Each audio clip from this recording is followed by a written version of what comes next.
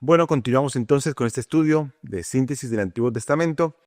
Estamos viendo el libro de Génesis, el libro de los comienzos, ¿no? Y dijimos que el mensaje es el hombre fracasando. El hombre fracasó, pero ese fracaso fue sufragado mediante la salvación de Dios. Dios proveyó la salvación, la forma, el camino para poder salvarse. Pero bueno, dijimos que era el libro de los comienzos, el principio. ¿Qué cosas comenzaron en Génesis? Bueno, muchas cosas comenzaron en Génesis, obviamente empezando por la creación tanto general como la creación específica del hombre y la mujer. Comenzó la raza humana, comenzó el pueblo de Israel en Génesis, comenzó también lamentablemente el pecado, pero también comenzó la obra de redención. Comenzó el matrimonio, comenzaron los pactos, la lluvia comenzó también, los idiomas. O sea, todo el comienzo está aquí en este libro y es importante que lo valoremos como tal, porque hoy en día hay mucha gente que anda criticando y cuestionando que sea así. Entonces, pero si no tenemos nuestra fe puesta en esto, entonces ya estamos mal. Hebreos capítulo 11, aquel capítulo dedicado a la fe, dice claramente, dice después la fe, la certeza de lo que se espera, la convicción de lo que no se ve. Y dice, por la fe entendemos que el universo fue constituido por Dios. Entonces es importante que para poder tener la fe correctamente tenemos que saber que esto es un hecho real. La creación es un hecho totalmente real. Entonces, bueno, comienza así el libro de Génesis, ¿no? Del capítulo 1 al capítulo 11 es la creación y lo que es la raza humana en general. Capítulo 1 al 11, la creación y la raza humana en general. Y vamos a ver allí en el capítulo 1 la creación, capítulo 2 la creación específica, hablando de Adán y Eva, capítulo 3 la caída, capítulo 4 de la historia de Caín y Abel, capítulo 5 es una genealogía, capítulo 6 al 9 vamos a ver el tema de Noé, su familia y el diluvio, capítulo 10 vamos a encontrar otra genealogía, capítulo 11 vamos a ver el tema de la Torre de Babel, capítulo 11 llegamos ahí, entonces ahí está la primera parte de este libro, ¿sí? Y voy a decir, no, pero la primera parte son 11 capítulos, sí, bueno, pero porque eso es una división que se da aquí en este libro. 1 al 11, creación y la raza humana en general. La segunda parte del bosquejo, digamos así, de este libro sería el capítulo 12 hasta el 50, que es la familia de Abraham, la familia de Abraham. Entonces, a partir del capítulo 12 vamos a ver cómo comienza ya específicamente Abraham, ¿sí? Si bien fue llamado en el capítulo 11, al final, pero vamos a ver cómo en el capítulo 12 Dios le da ordenanzas bien claras a Abraham, le da promesas, la promesa de que en él serían benditas todas las familias de la tierra, la promesa de cuidado para él, y ahí comienza otra historia diferente, una historia diferente. Vamos a ver claramente cómo Abraham va manejando su vida de acuerdo a lo que Dios le va diciendo, si bien tuvo algunos tropiezos y situaciones incómodas, pero vamos a ver que se centra bastante en Abraham. Después de Abraham, entonces, viene también su descendencia y entendemos también el tema de que Dios le prometió un hijo, una descendencia gigante, como que parecía imposible.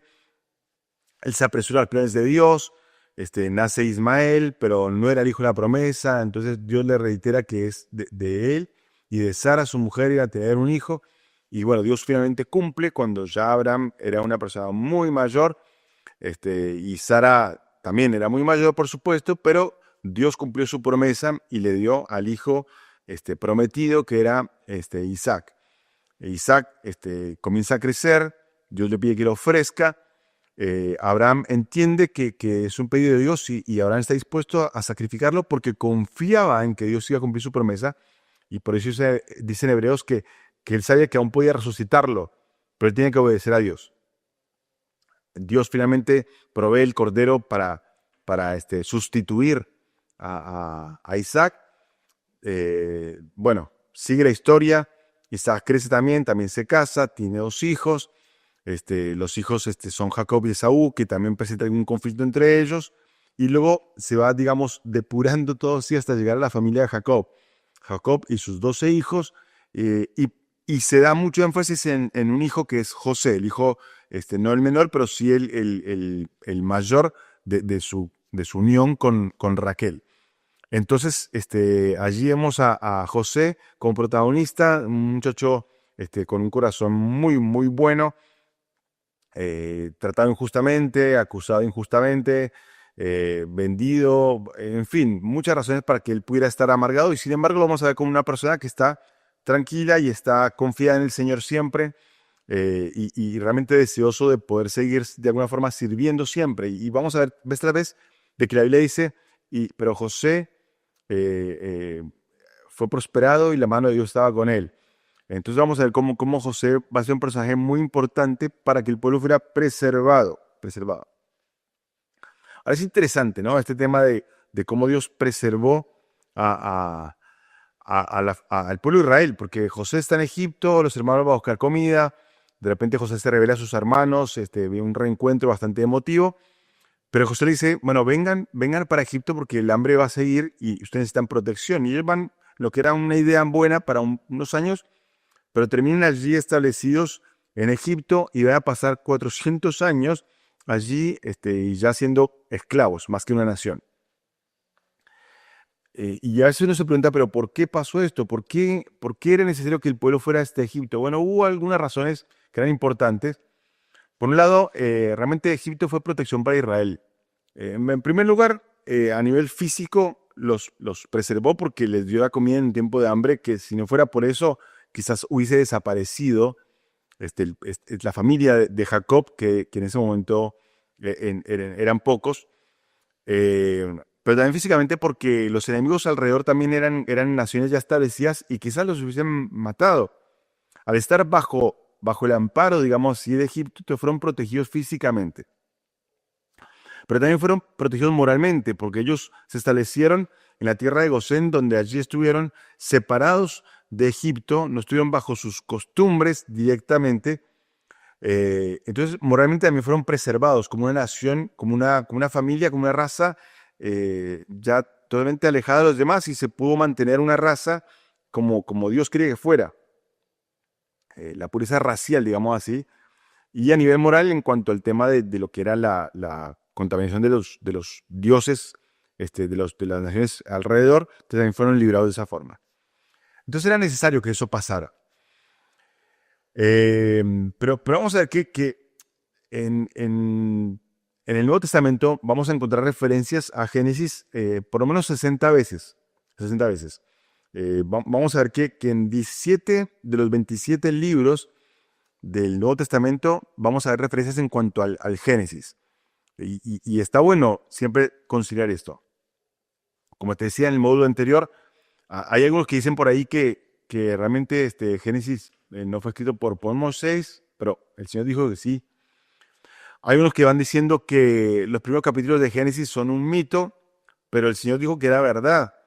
El Señor Jesús dijo varias veces que así como fue establecido desde el principio, y hablando del matrimonio, ustedes recuerden que en Génesis capítulo 2, el Señor establece el matrimonio cuando hace caer a Adán en un sueño profundo, toma de su costilla y realmente crea a la mujer y le dijo que ella va a ser ahora hueso de tus huesos, sangre de tu sangre, y le dice claramente, dice, por tanto dejará el hombre a su padre y a su madre, se unirá a su mujer y serán una sola carne.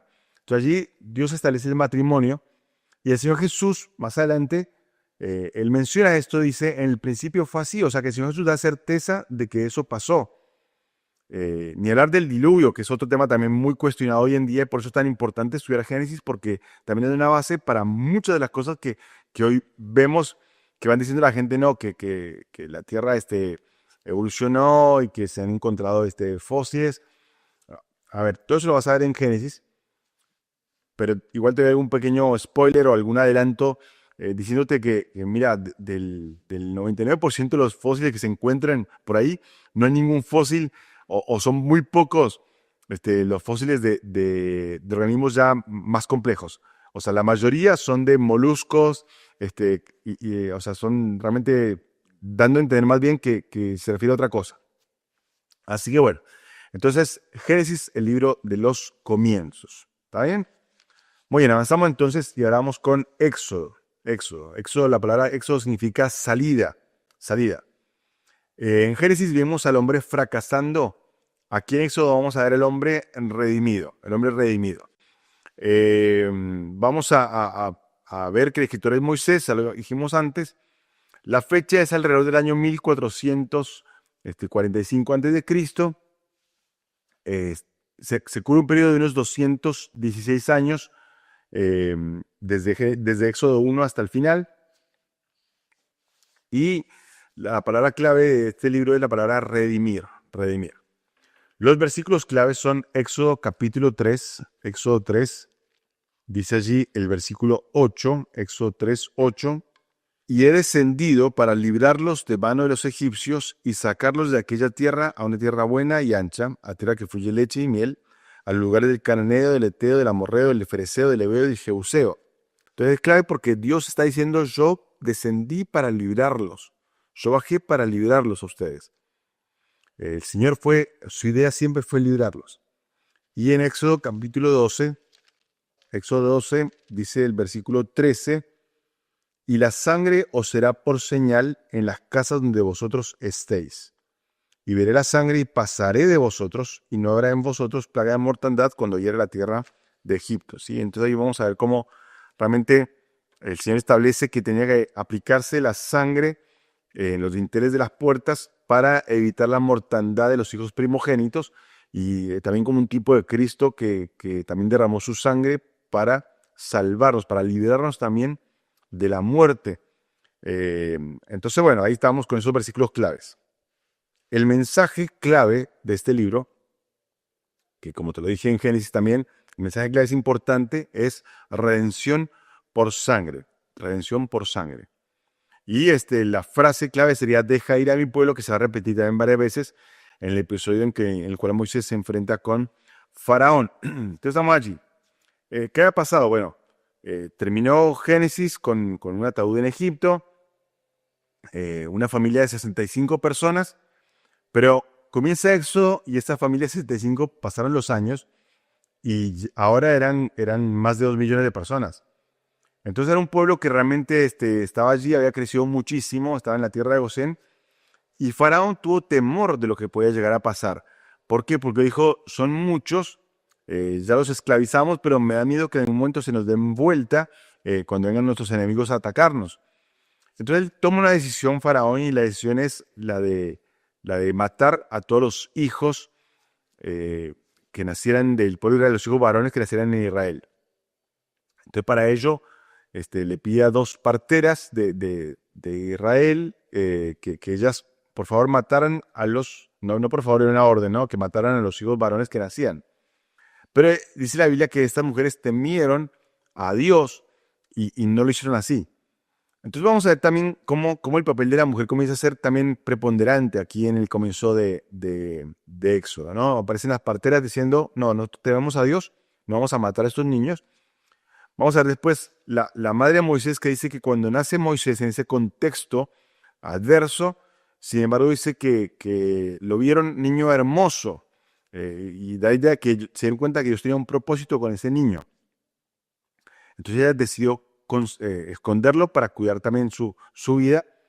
Y después más adelante va a aparecer otra mujer más, que es la hermana de Moisés, que va a estar allí cuidando. ¿Cuidando qué? Bueno, para no saltarme la historia, Moisés nace, la madre le ve un hijo hermoso, deciden hacer un plan muy bien hecho, en el cual toman al bebé y lo ponen en una canasta previamente calafateada, es decir, impermeabilizada.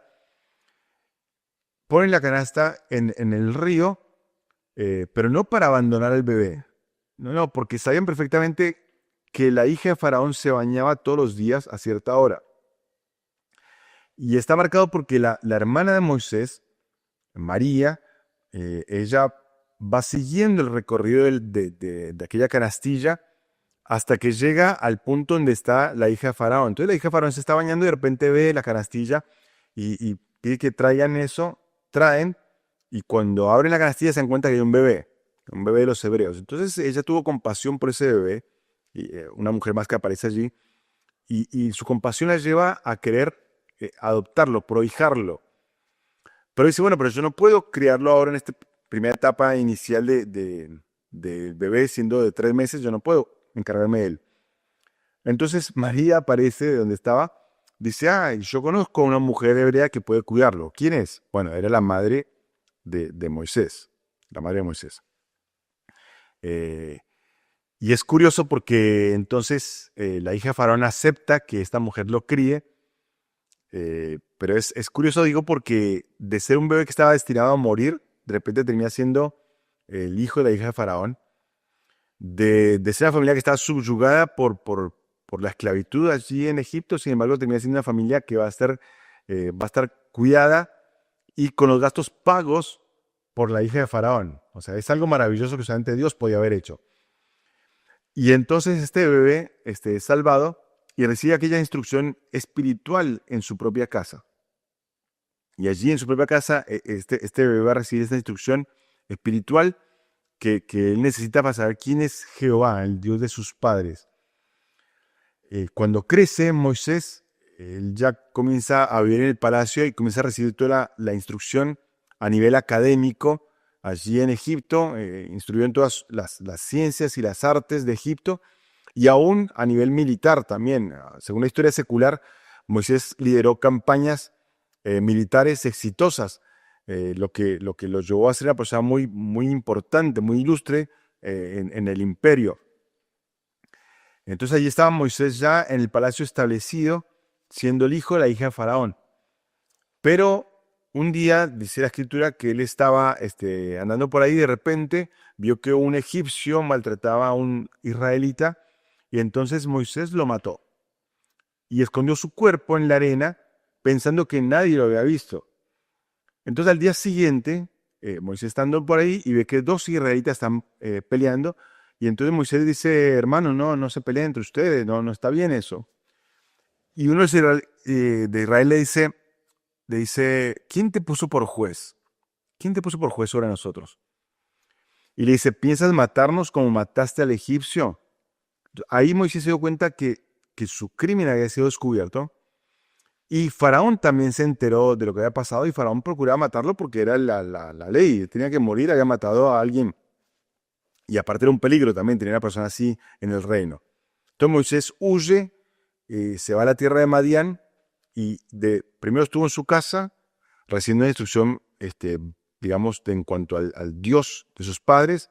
Después estuvo en el palacio con una instrucción académica, militar, allí en el palacio, pero después huye y está 40 años en el desierto y allí va a recibir una instrucción todavía mucho más importante, que era la instrucción de cómo sobrevivir en el desierto y cómo pastorear ovejas a través del desierto.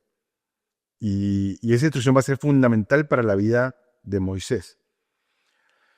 Ahora, los primeros 40 años, como te dije, fueron hasta el palacio y ahora iba a pasar 40 años más fuera del palacio. Los primeros 40 años él era el gran Moisés, el príncipe de Egipto, pero ahora iba a ser simplemente un pastor de ovejas.